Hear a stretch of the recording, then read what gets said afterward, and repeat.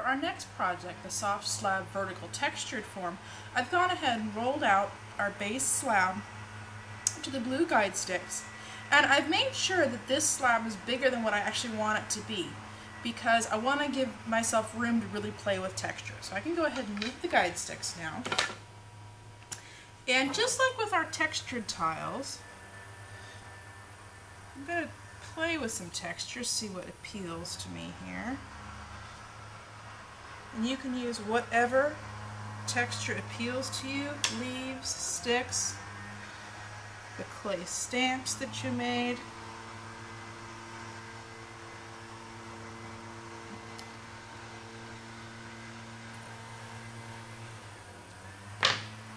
Plastic children's toys, especially of animals, are always favorites. They make nice, clear impressions and they're a lot of fun.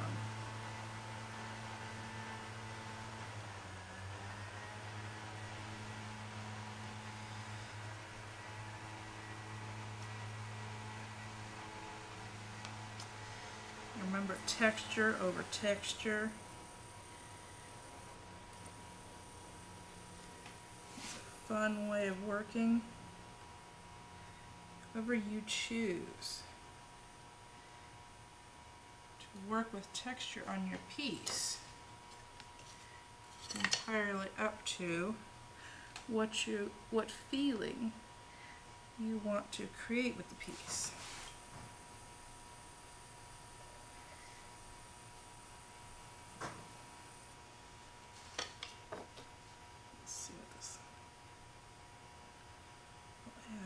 Card here.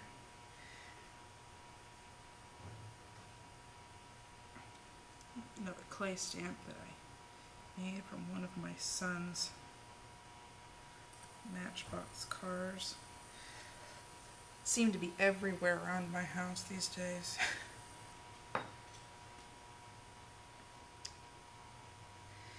And since my dad is a contractor, and I spent many years working in his contracting business, I've come across a whole array of decorative moldings that I find endlessly appealing to work with.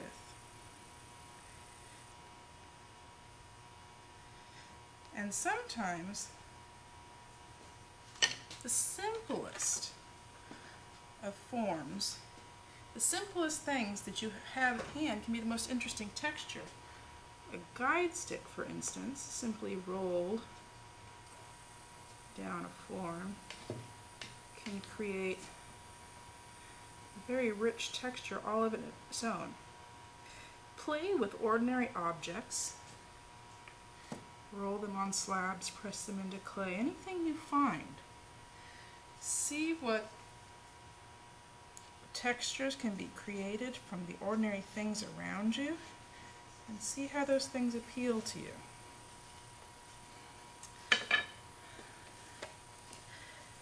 And stretching the clay, seeing how the clay moves, how those things behave as you alter the orientation of the clay can also be interesting. Okay, now that I've got the slab roughly the way I want it textured, I'm going to go ahead and choose my base line, which I think is going to be right here. And with my knife or my needle tool, I'm going to go ahead and cut that bottom edge. Now, because our surface is textured, we're going to have to work a little bit differently than we would if we had a clean surface to work with, because we can't run our scraper along this form without damaging the texture we have here. So we're going to have to rely on slip and pressure to really do the work of holding this piece together. Now, once I have this bottom edge cut, I'm going to cut one edge straight, but just one this time. Because for this form, I want to give it the chance to be a little more organic than the plain one that we did before.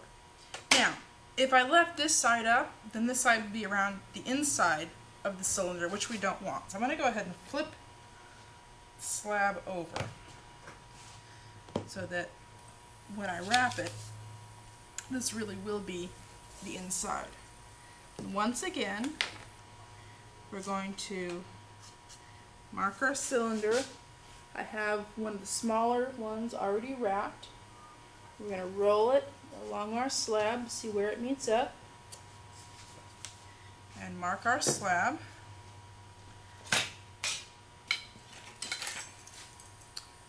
Now, because I want to give it a more organic wrap, I'm going to give it a little bit of an earthy cut there.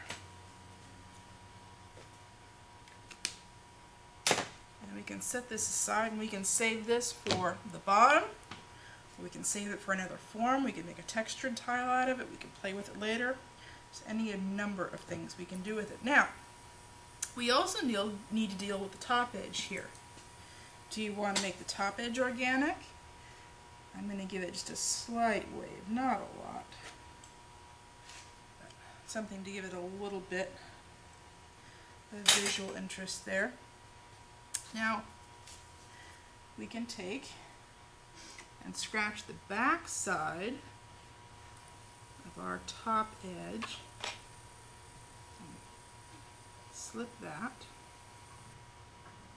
And we're going to have a little bit of extra thickness at the join on this one. That's okay, because for this form that's intended. We're going to wrap our form, and right here where it's going to join under, we're just going to gently press that texture under so it's not too thick. And we're going to roll that on. We don't want to use too much pressure because we don't want to alter our design here. Once again, we can gently use our foam roller to press it down because the foam roller is not going to distort our texture too much. And what I like to do is run my finger along this leading edge just to make sure it's nice and neat looking. The top of our form has a nice edge as well, so I'll go ahead and run my finger along it just to make sure that leading edge is nice and beveled. Now often, because we don't have as much pressure holding that together, I like to add a few clay buttons. And the extra pressure I can apply with these, to me, helps hold the form together. This is entirely optional. They sort of act like clay rivets. So I'll roll two little balls, and where I want to attach them, right here, I'll go ahead and scratch just a little bit. And I'll sort of flatten the buttons on one edge, scratch that just a bit, and we'll attach that right on there. Now that looks really big right now, and that's normal because I'm going to flatten it out some, and I'll show you how to do that in just a minute. Remember, these are going to form clay rivets. Anytime we can add pressure, it will help hold the forms together. So I take the end of a paintbrush or a needle tool. Actually, the end of my wire tool here seems to be just the right width. And I'll press that